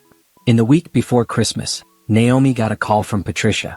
"Everything's finalized," her lawyer said. "The divorce is official as of today. All the money has been transferred. The only thing left is..." Candace accepted a plea deal. "She's pleading no contest to misdemeanor assault. She'll have to do community service and pay a fine, and it goes on her record." Naomi felt a mix of satisfaction and release. "Good." She needed to face some kind of consequence. She did. And Naomi? You handled this entire situation with incredible grace and intelligence. I've been doing this for 20 years, and I've rarely seen someone prepare and execute like you did. I had a good teacher, Naomi said. You had good instincts. Give yourself credit. After they hung up, Naomi sat on her couch, looking around her apartment. Christmas lights twinkled on the tree she'd decorated. A real tree, something Trevor had never wanted. Holiday cards from her new friends were displayed on her mantle. A photo of her and Dominic from last weekend sat on her bookshelf. This was her life now. Her real life, not the one she'd been performing in for years. She thought briefly about Trevor and Candace, wondered how they were doing, then realized she didn't actually care. They were part of her past and she'd left that past behind. On Christmas Eve, Dominic cooked dinner for her at his apartment. He'd gone all out, appetizers, a roasted chicken, sides, dessert. Christmas music played softly in the background. This is too much, Naomi said, looking at the spread on his dining table. Nothing's too much for you, Dominic said, pulling out her chair. Over dinner they talked and laughed. Dominic told her about the project his architecture firm was starting in January, a community center in an underserved neighborhood. His eyes lit up as he described the plans, and Naomi loved seeing him passionate about his work. What about you? He asked. What are you excited about for next year? Everything, Naomi said honestly. My promotion is basically guaranteed. I'm planning a trip to visit my parents in February. And she paused, suddenly feeling shy. I'm excited about us. Dominic reached across the table and took her hand. I'm excited about us too. You know what I see when I look at you? What? Someone brave. Someone who knows what she deserves and isn't afraid to go after it. Someone who rebuilt her whole life from scratch and is thriving. I'm so proud of you, Naomi. She did cry, then happy tears. Thank you. That means so much. After dinner they exchanged gifts. Naomi had gotten Dominic a book on modern architecture he'd mentioned wanting. He gave her a beautiful journal with her initials embossed on the cover. For your thoughts, your plans, your dreams, he said. I know you've been through a lot of changes. I thought you might want somewhere to document this new chapter. It's perfect, she said, and meant it. They spent the rest of the evening curled up on his couch, watching Christmas movies and talking about their hopes for the new year. Naomi felt peaceful and content in a way she'd never experienced in her marriage. This was what love was supposed to feel like. Easy, safe, uplifting. Two people choosing each other every day, not out of obligation but because they genuinely wanted to be together. On Christmas morning, Naomi woke up in her own apartment and made herself coffee. She called her parents, talked to Simone, sent messages to her friends. She cooked herself a nice breakfast and ate it slowly, savoring every bite. Then she opened the journal Dominic had given her and wrote on the first page. A year ago, I thought my life was falling apart. Today, I realize it was just making room for something better. I'm happy. I am free. I am exactly where I'm supposed to be. She closed the journal and smiled. Trevor and Candace had tried to break her, tried to take everything from her. Instead, they'd given her the push she needed to build something so much better than what she'd left behind. She'd started over from nothing and created a life that was truly hers. A life filled with people who valued her, work that fulfilled her, and a partner who treated her with the respect and love she deserved. This was her victory. Not revenge, not bitterness, not dwelling on the past. Her victory was moving forward, thriving, and being genuinely happy. And that was the best outcome of all.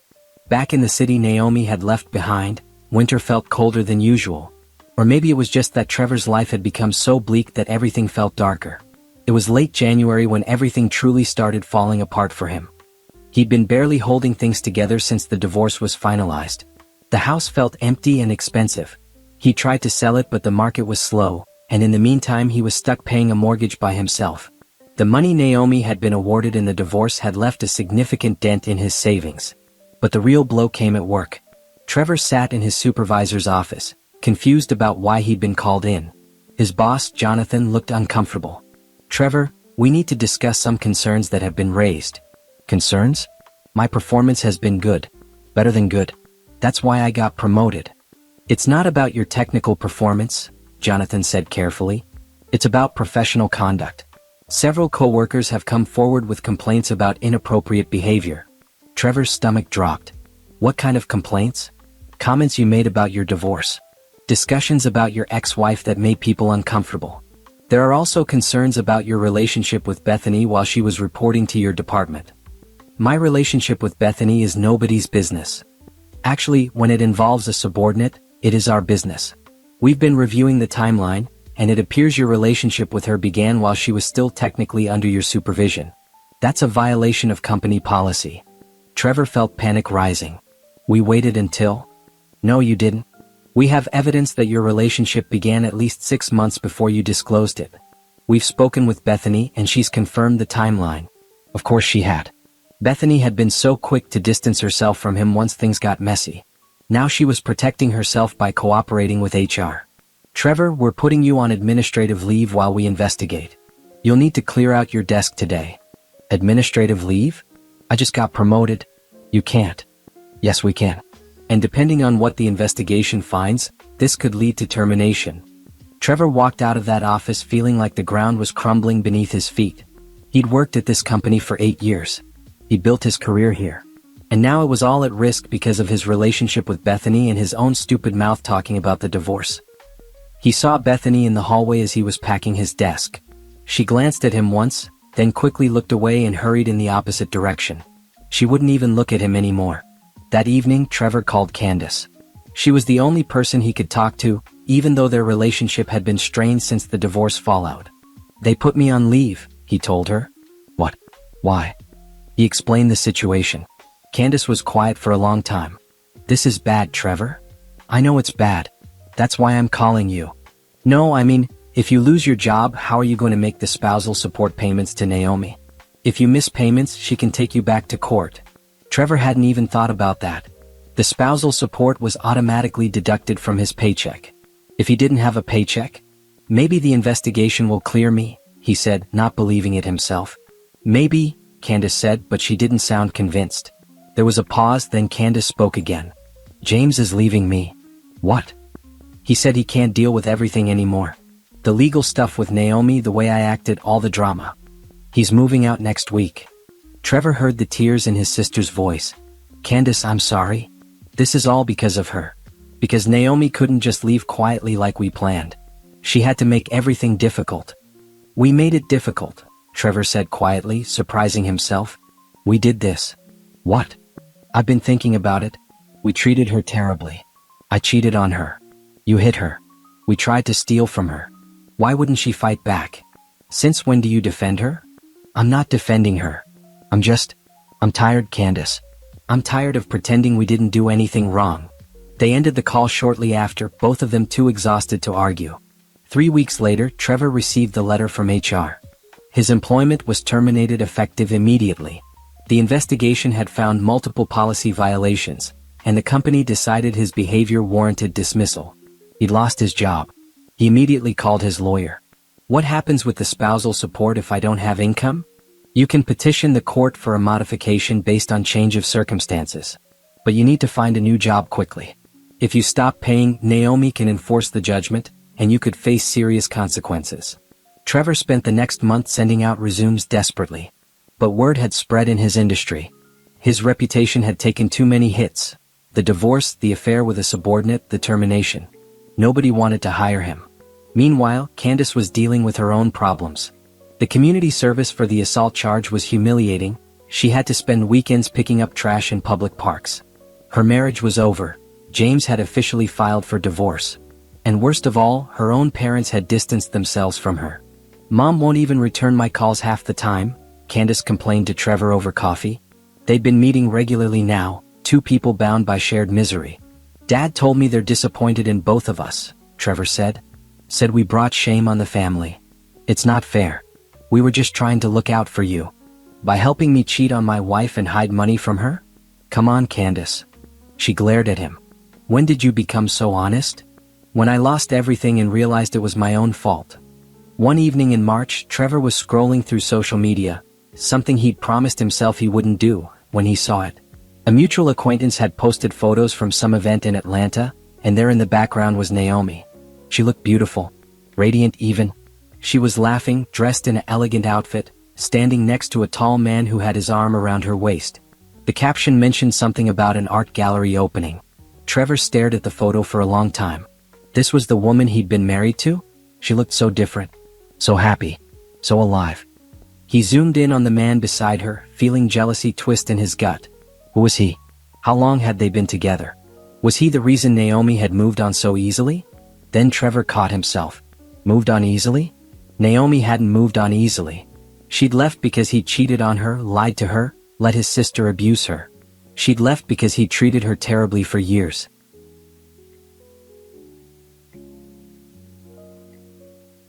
She'd moved on because she deserved better than him. The realization hit him hard. He'd spent months being angry at Naomi for leaving, for taking too much in the divorce, for filing charges against Candace. But the truth was she'd only responded to his own actions. Every consequence he was facing, losing Bethany, losing his job, losing his money, losing his reputation, all of it stemmed from choices he'd made. He'd chosen to have an affair. He'd chosen to hide money. He'd chosen to stand by and do nothing when his sister hit his wife. Naomi hadn't done anything to him. She'd simply refused to continue accepting his treatment. Trevor closed the social media app and sat in the darkness of his living room. The house was too big and too empty. He'd finally accepted an offer on it, well below what he'd hoped for, but at least he wouldn't be stuck with the mortgage much longer. He'd already found a small apartment to move into. 1 bedroom, nothing fancy. It was all he could afford now. Across town, Candace was having a similar moment of realization. She was at her lawyer's office discussing her divorce from James. He's asking for primary custody of the kids, her lawyer said. What? He can't do that. He's citing your assault conviction, your ongoing anger issues, and what he calls an unstable environment. He has a strong case. Candace felt her world tilt.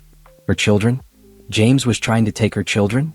This is all Naomi's fault, she said automatically. Her lawyer looked at her with something like pity. Miss Hayes, I'm going to be blunt with you. I've reviewed this entire situation.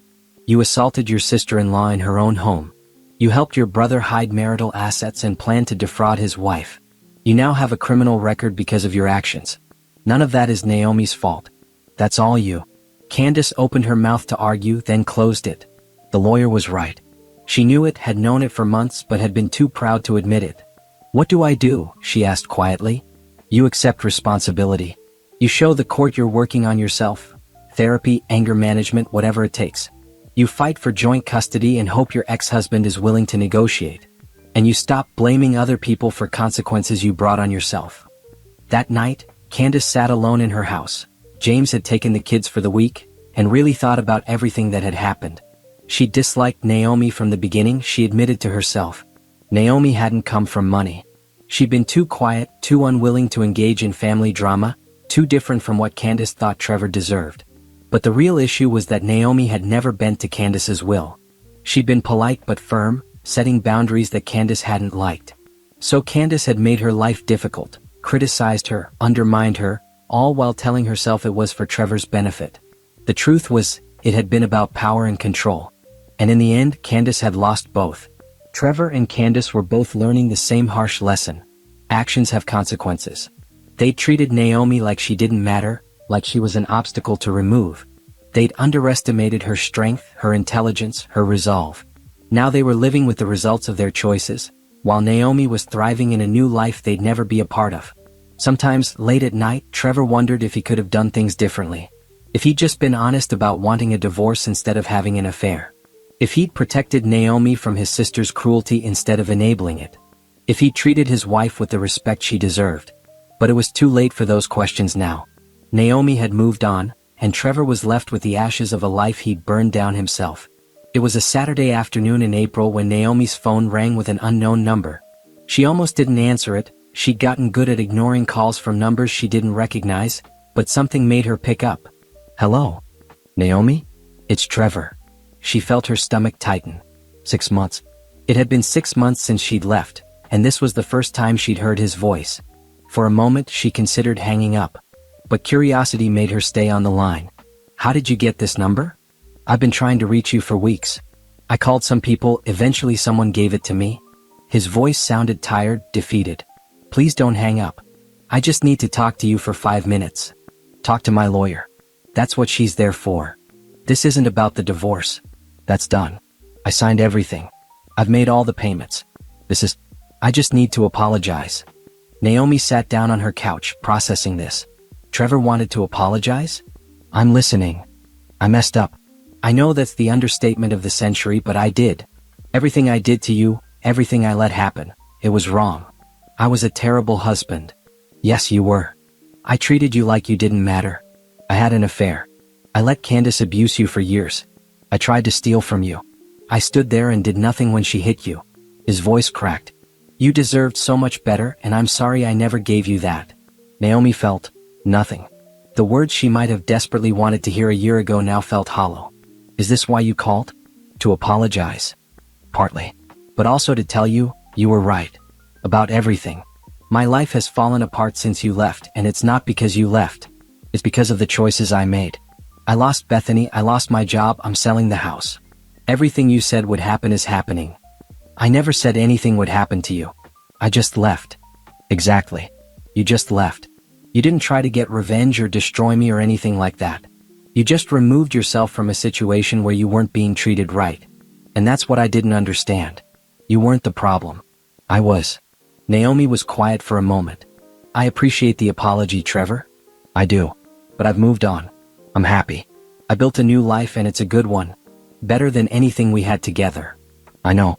I saw a photo of you on social media. You looked happy. I am happy. The guy in the photo, is he good to you? Naomi hesitated. She didn't owe Trevor any information about her personal life. But something in his tone, genuine concern, not jealousy, made her answer. Yes. He's very good to me. Good. That's good. You deserve that. There was a long pause. Then Trevor spoke again. I know you don't owe me anything, but I need to ask you one favor. What? Candace is going through a divorce. Her ex-husband is fighting for custody of their kids. He's using the assault charge against her. I'm not asking you to drop the charge or anything like that. She earned that consequence. But if his lawyer contacts you for a statement, would you be willing to say that it was an isolated incident? That she's not generally a violent person? Naomi felt anger flare. Why would I do that? Because regardless of what she did to you, she loves her kids. And they love her. I'm not saying she shouldn't face consequences, she should. But losing her children? That's too much. She hit me, Trevor. She was cruel to me for 6 years. She helped you plan to cheat me in our divorce. And now you want me to help her? I know. I know what I'm asking is unfair. But those kids are innocent in all this. Please just think about it. I'll think about it, Naomi said, though she had no intention of helping Candace. Thank you. And Naomi? I really am sorry. For everything. You were a good wife, and you deserve better than what I gave you. I hope your new life is everything you wanted. He hung up before she could respond. Naomi sat there holding her phone, feeling a mix of emotions. Part of her felt validated. Trevor's apology confirmed what she'd always known, that his treatment of her had been wrong. But part of her felt sad for the man he could have been, if he'd made different choices. She told Dominic about the call that evening over dinner. How do you feel about it? He asked. Honestly? Indifferent. His apology doesn't change anything. It doesn't undo what he did. I've already moved past all of it. Do you think you'll help his sister? Naomi thought about it. I don't know. Part of me wants to say no just on principle. But if kids are involved...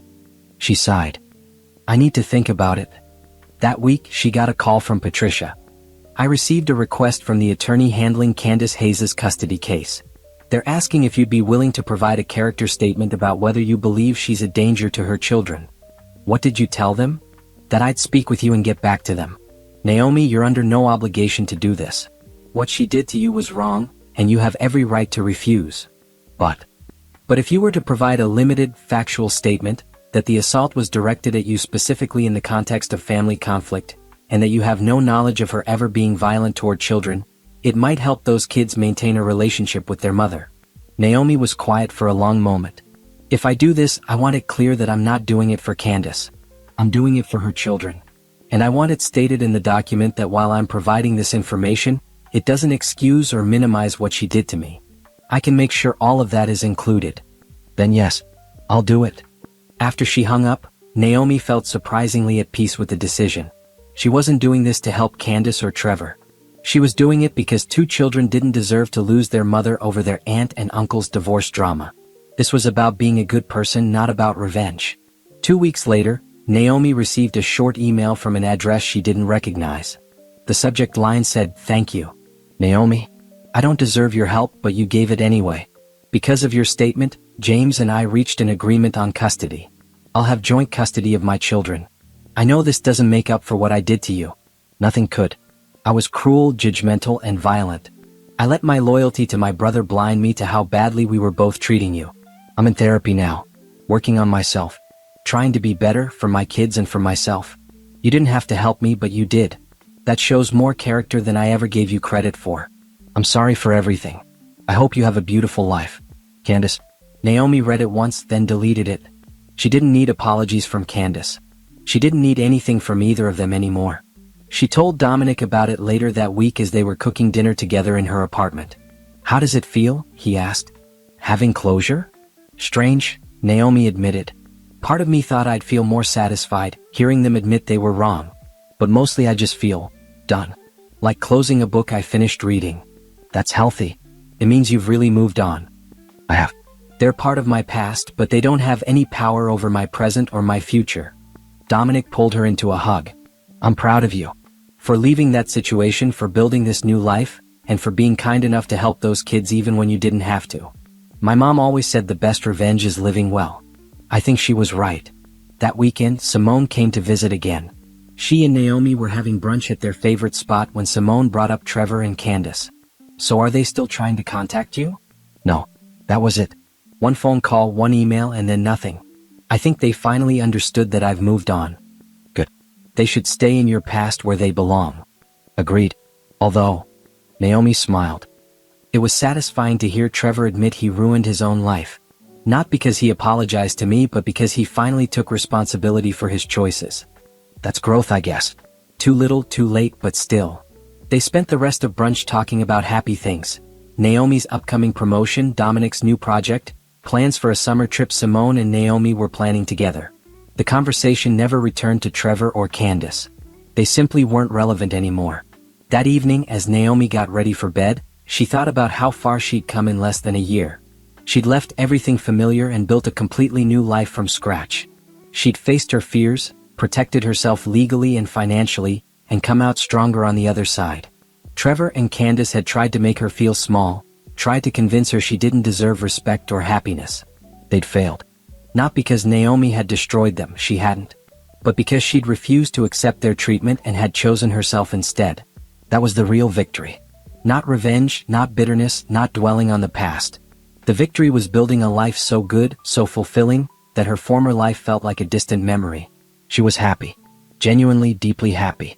And no amount of apologies or regrets from Trevor and Candace could take that away from her. She'd won by walking away. And that was the best kind of winning there was.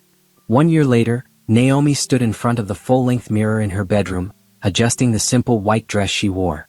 It wasn't a wedding dress, not exactly. She and Dominic had opted for a small, intimate ceremony rather than a big production. Just close friends, family, and the people who truly mattered. You look beautiful, Simone said from behind her, already dressed in her bridesmaid dress. Are you ready? Naomi looked at her reflection and smiled. She was ready. More ready than she'd ever been for anything in her life. The ceremony was held in a small garden venue, surrounded by flowers and sunshine. Naomi's parents sat in the front row, beaming with pride. Rachel and the friends she'd made in Atlanta filled the seats, along with Dominic's brother and their close circle. As she walked down the aisle, no one giving her away because she belonged to herself, Naomi saw Dominic waiting for her with tears in his eyes and the biggest smile on his face. This man who had been patient with her healing, who had shown her what real partnership looked like, who chose her every single day. Their vows were simple and heartfelt. They promised to respect each other, support each other, and build a life based on honesty and love. When they kissed, Naomi felt a sense of completeness that had nothing to do with being married and everything to do with being with the right person. The reception was joyful and relaxed. They'd rented out a small restaurant and everyone ate, drank, and celebrated. Naomi danced with her father, laughed with her friends, and spent the evening feeling grateful for every person in that room. Speech. Speech, someone called out, and Dominic stood up, pulling Naomi up with him. I don't have much to say, Dominic started, his arm around Naomi's waist. Except that I'm the luckiest man in the world. Naomi is the strongest, kindest, most incredible person I've ever met. She took a difficult situation and turned it into an opportunity for growth. She built a new life from nothing and she let me be a part of it. I promise to spend every day making sure she knows how valued and loved she is." Everyone clapped, and then they turned to Naomi expectantly. She hadn't planned to make a speech, but looking around at all these people who supported her, she felt compelled to say something. "A year and a half ago, I was in a dark place," she began. "I was in a marriage where I wasn't valued or respected. I felt stuck and powerless, but I made a choice to leave, to bet on myself, and to believe I deserved better. It was the scariest thing I'd ever done, but it was also the best decision of my life." She paused, looking at Dominic. "I didn't move to Atlanta looking for love. I moved here looking for peace and independence. But I found both, peace in my new life, and love with someone who treats me the way I deserve to be treated. To everyone here, thank you for supporting me, for welcoming me, for being part of my new chapter. This," she gestured around the room, "this is what happiness looks like." The room erupted in applause and cheers. Naomi felt overwhelmed with emotion, but in the best possible way. Later that evening, as things were winding down, Simone pulled her aside. "I need to tell you something," Simone said, looking slightly uncomfortable. "What's wrong?" "Nothing's wrong. It's just, I saw Trevor a few weeks ago. He came into the coffee shop where I was working on my laptop." Naomi felt her stomach tighten slightly. "Oh, how did he look?" "Honestly, not great. He's lost weight, looks tired. He tried to talk to me, asked how you were doing. I told him you were getting married and that you were happy. He said good, and left. Why didn't you tell me sooner?" "Because I didn't want to ruin today. You deserve this day to be perfect, with no shadows from the past." Naomi hugged her friend. "Thank you. But it wouldn't have ruined anything. That part of my life is over. Knowing he's struggling doesn't make me happy, but it also doesn't make me sad. I just don't feel anything about it anymore." "That's how I knew you were really ready for this," Simone said, gesturing to the celebration around them. "You're not running from your past. You've just moved beyond it." That night, Naomi and Dominic went back to their apartment. They'd moved in together 3 months ago and would leave for their honeymoon to Hawaii tomorrow. As they got ready for bed, Dominic pulled her close. "Have I told you today that I love you?" he asked. "Only about 20 times," Naomi said, laughing. "But I'll never get tired of hearing it. I love you, Naomi. Not despite your past, but including it. Everything you went through made you who you are, and I love who you are. I love you too. Thank you for being patient with me, for giving me space to heal, for being the partner I didn't know existed. Always."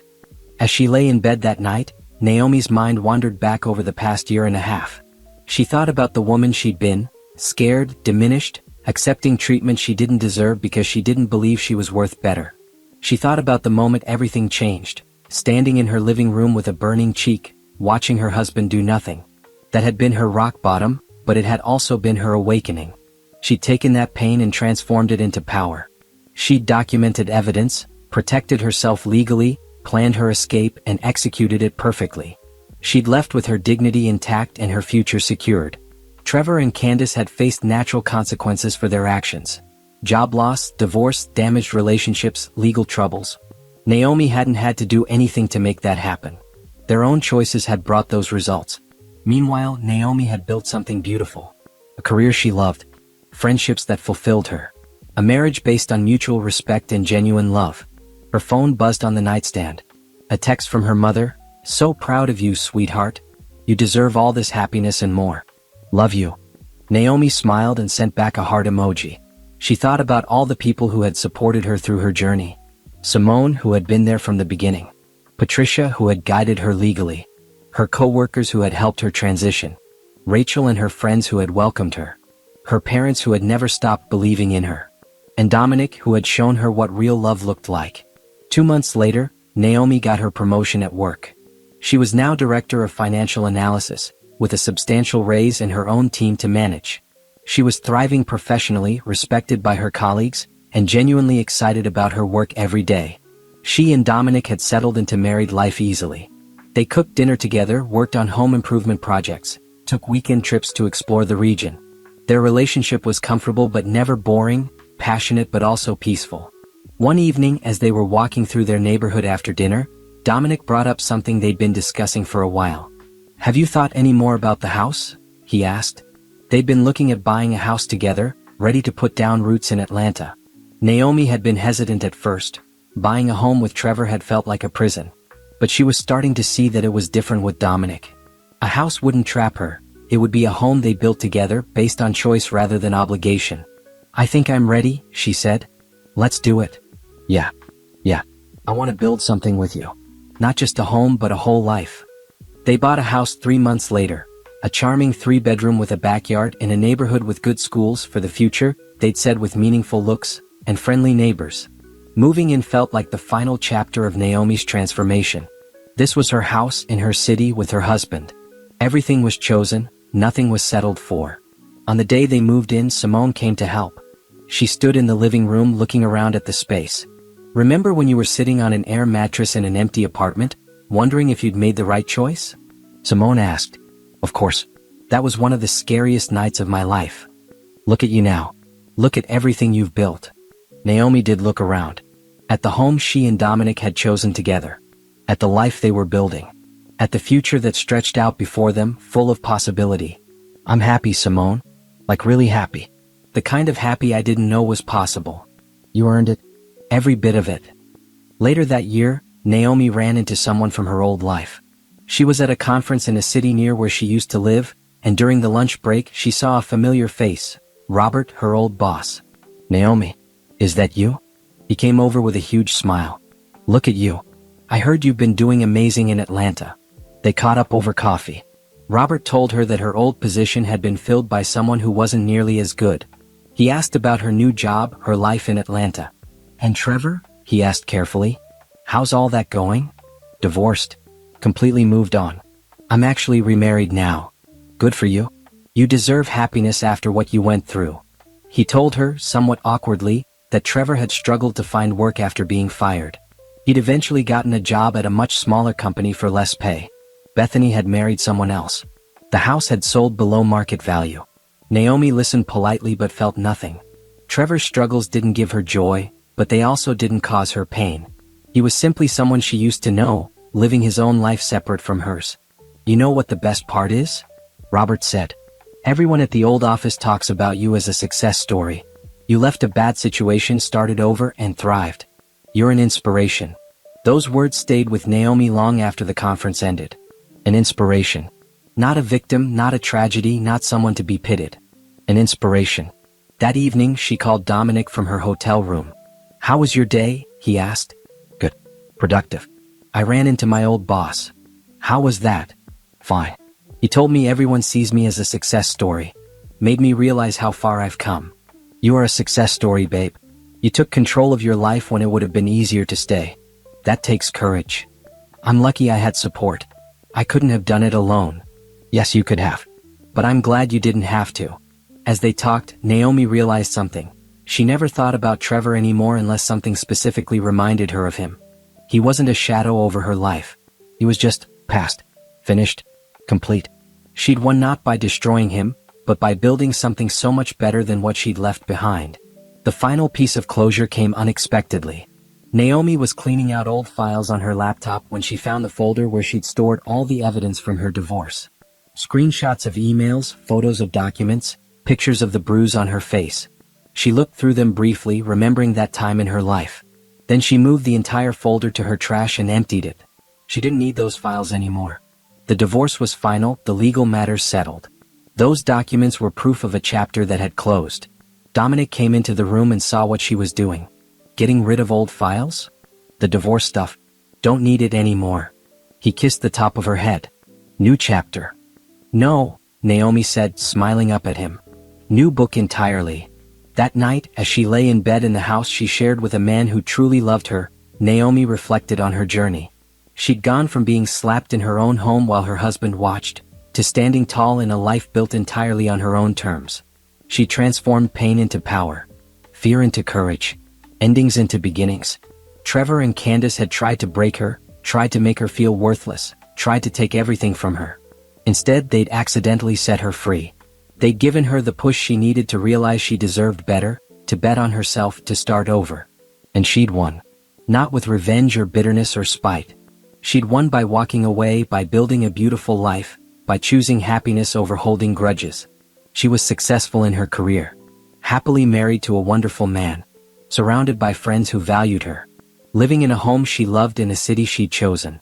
Every single aspect of her life was better than it had been before. And she'd done it herself, through courage and planning and sheer determination. Trevor and Candace had wanted her gone so they could move forward with their plans. Well, she was gone. But she'd taken the happy ending with her, leaving them to deal with the consequences of their own actions. That was the sweetest victory of all. Naomi closed her eyes, feeling Dominic's steady breathing beside her, feeling peace and contentment settle over her like a warm blanket. She'd gotten her revenge, not through cruelty but through success. Not through destruction but through building. Not through bitterness but through happiness.